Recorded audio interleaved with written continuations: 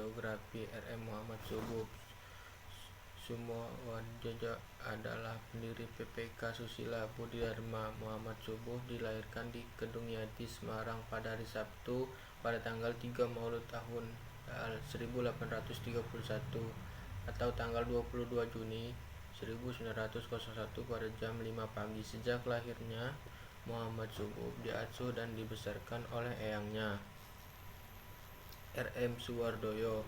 Muhammad Subuh sempat memperoleh didikan agama Islam dari Kiai Abdurrahman dan taat menjalankan ibadat agama Islam sebagaimana lainnya seorang muslim.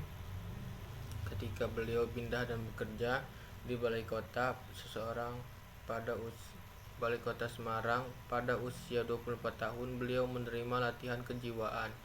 Latihan kejiwaan subuh diterima oleh Muhammad Subuh dalam suatu pengalaman gaib pada satu malam di tahun 1925, dan 8 tahun kemudian pada tahun 1933 Muhammad Subuh menanamkan apa yang diterimanya ini sebagai latihan kejiwaan. Sekian dan terima kasih. Saya kembalikan ke moderator.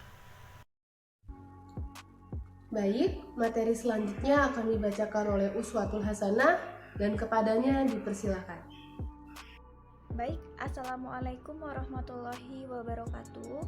Perkenalkan, nama saya Uswatul Hasanah, MPN 18310201115 dari Parodi Studi Agama-Agama Universitas Islam Negeri Raden Intan Lampung.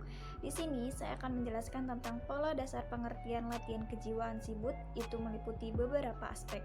Yang pertama, mengenai konsepsi tentang ketuhanan yang Maha Esa, yang mana pemahaman dan pengertian Subut tentang ketuhanan yang Maha Esa adalah bahwa Tuhan dengan kekuasaannya itu mencakup seluruh ciptaannya, baik yang tampak maupun tidak. Yang kedua, ada konsepsi tentang manusia. Manusia adalah makhluk Tuhan yang keberadaannya dikehendaki olehnya dan diliputi kekuasaannya. Kekuasaan Tuhan itu sendiri berada dalam dirinya hingga mengisi dan serta meliputi diri manusia. Manusia hanya tinggal menyerah saja kepada kekuasaannya Tuhan yang ada pada dirinya dengan sabar, tawakal, dan ikhlas. Selanjutnya yang ketiga yaitu ada konsep tentang alam semesta. Tuhan yang Maha Esa menciptakan alam semesta dan kekuasaan Tuhan itu meliputi seluruh ciptaannya. Hal ini juga sesuai dengan apa yang telah diterima dan disampaikan oleh para utusan Tuhan.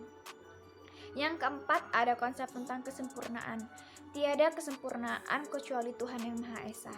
Semua ciptaan baik yang kelihatan, tampak maupun yang tidak itu berada dalam tingkat kesempurnaannya. Dirinya hanya diketahui oleh Tuhan yang Maha Mengetahui saja. Manusia tidak perlu menanyakan tentang tingkat kesempurnaan dirinya.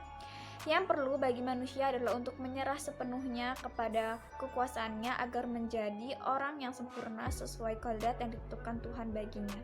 Mungkin sekian yang dapat saya sampaikan. Terima kasih. Oke, materi selanjutnya akan dipaparkan oleh Saudara Angge, kepadanya dipersilakan. Baik, yang selanjutnya saya akan menjelaskan mengenai pola dasar penghayatan dalam latihan kejiwaan.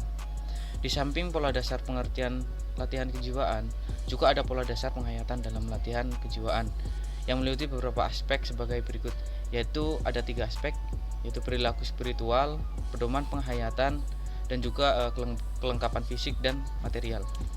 Yang pertama yaitu perilaku spiritual. Tata cara ibadah kepada Tuhan yang Maha Esa dilakukan oleh para anggota Subut melalui tata cara agamanya masing-masing. Latihan kejiwaan Subut merupakan suatu penerimaan yang tidak ada tata caranya kecuali menyerahkan diri sepenuhnya kepada kekuasaan Tuhan yang Maha Esa, yang kemudian atas kemurahan Tuhan akan membangkitkan gerak rasa sendiri, bebas dari pengaruh nafsu, hati, dan pikiran. Yang selanjutnya yaitu pedoman penghayatan. Karena latihan kejiwaan Subut merupakan penerimaan diri masing-masing orang yang melakukannya, penerimaan setiap orang tidak ada yang sama. Dan dengan demikian pedoman tentang latihan kejiwaan Subut baik secara lisan maupun tertulis hanyalah merupakan keterangan-keterangan dalam bentuk ceramah-ceramah Muhammad Subut yang sebagian sudah dicetak. Yang selanjutnya yaitu kelengkapan fisik atau material. Kelengkapan fisik atau material yang digunakan dalam pelaksanaan latihan kejiwaan Subud. Untuk latihan kejiwaan secara bersama-sama diperlukan tempat latihan yang merupakan kamar, ruang, dan gedung latihan. Untuk ruangan ini dilengkapi dengan alas ikar atau karpet. Ruangan tempat latihan antara pria dan wanita terpisah atau dilakukan secara bergantian. Mungkin itu yang bisa saya sampaikan. Selanjutnya saya kembalikan ke moderator. Oke, baik. Selanjutnya yaitu materi yang terakhir akan dipaparkan oleh saudari Ririn. Kepadanya dipersilakan. Baik, yang selanjutnya akan saya paparkan yaitu pengaruh aliran Subud. Inti ajaran Subud sesungguhnya tidak ada yang terlalu istimewa dan tidak ditemukan sesuatu yang bertentangan dengan inti ajaran agama Islam. Para anggotanya pun kebanyakan menggunakan KTP Islam, walaupun tidak tertutup bagi agama lain. Hasil penelitian Kementerian Agama juga menyebutkan Subud bukan agama, tetapi hanya sistem pendekatan diri berupa latihan kejiwaan. Dalam Subud tidak ada perbedaan antara agama satu dengan agama yang lain, karena yang tumbuh ialah kesejatiannya, yaitu apa yang sudah ada di dalam masing-masing manusianya. Tidak bermaksud untuk memisahkan manusia dari agamanya, malah kebalikannya. Subud melalui proses pembersihan diri memungkinkan para anggotanya mengamalkan ajaran agama masing-masing. Jadi ditegaskan kembali bahwa perbedaan aliran Subud ini dengan aliran kebatinan lainnya yaitu Subud tidak memuat aliran agama baru, dan juga Subud ini terbuka untuk seluruh agama. Baiklah, mungkin itu saja yang dapat saya paparkan. Saya kembalikan kepada moderator.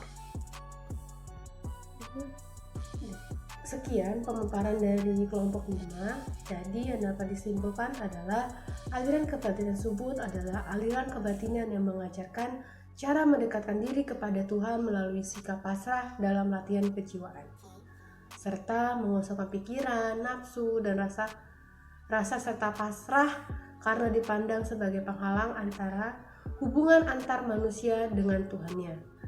Nah, aliran Subud dipandang sebagai sebuah alternatif cara mendekatkan diri kepada Tuhan di tengah praktek keagamaan yang kering, ritual dan seremonial, bahkan dijadikan legitimasi kepentingan.